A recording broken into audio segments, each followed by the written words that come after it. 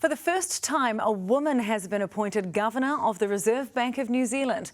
It's also the first time a foreigner has been given the role. Dr. Anna Breman is from Sweden, where she's been 2IC of their central bank since 2019. As Governor, Breman will chair the committee that sets the benchmark for interest rates in New Zealand, and she'll be paid a salary of $800,000. Political correspondent Zane Small reports.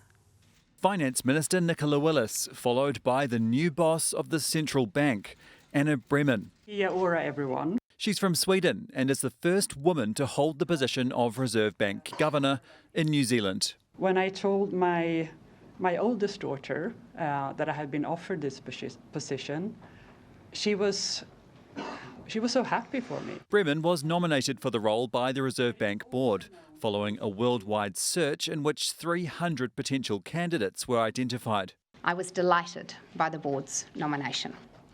Dr. Breman brings to the role an impressive blend of technical expertise and organisational leadership experience. The previous governor, Adrian Orr, stepped down suddenly in March. It was later revealed he quit in a dispute over government funding. Deputy Governor Christian Hawkesby has been filling in. He applied for the top job but missed out. Mr. Hawkesby will finish up at the Reserve Bank once Dr. Breman starts. Breman steps into the role of governor after the Reserve Bank had a tumultuous few years.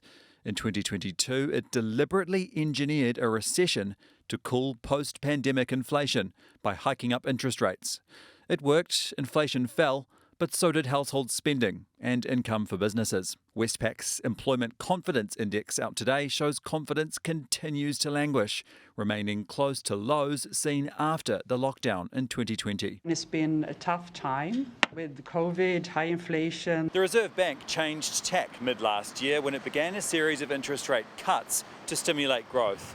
But the latest June quarter data shows the economy contracted nearly 1%. Two further cuts to the official cash rate have been signalled for this year, and that could be critical for the economic recovery that the government is waiting for. It's been a tough few years. Are you up for that challenge?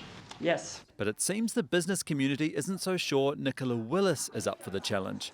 She didn't make the top 10 performers in Cabinet in the latest Mood of the Boardroom survey of 150 business leaders. That's one perspective, and there are many. Prime Minister Christopher Luxon didn't make the top 10 either. It was Erica Stanford, the Minister of Education, who stood out at number one. My job as the Prime Minister and as the leader of the team is to make sure I've got the right people in the right positions on the team at the right time with enough clarity and support to go off and do the tasks they need to do. So the Prime Minister's task of getting the economy back on track may be a bit easier if the new Reserve Bank Governor continues to cut interest rates.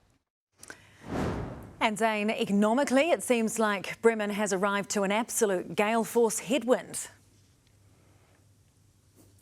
That's right. We've just received a new report from Treasury which highlights the growing pressures on New Zealand's public finances, not least of all the looming problem of an ageing population and the pressure that will put on superannuation and the cost of healthcare, which Treasury has warned about several times now.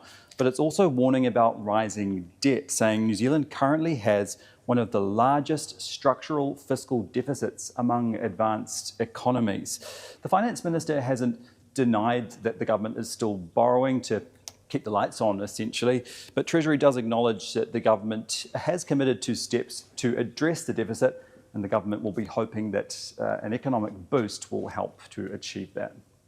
Zane Small there live from Parliament. Tēnā koe.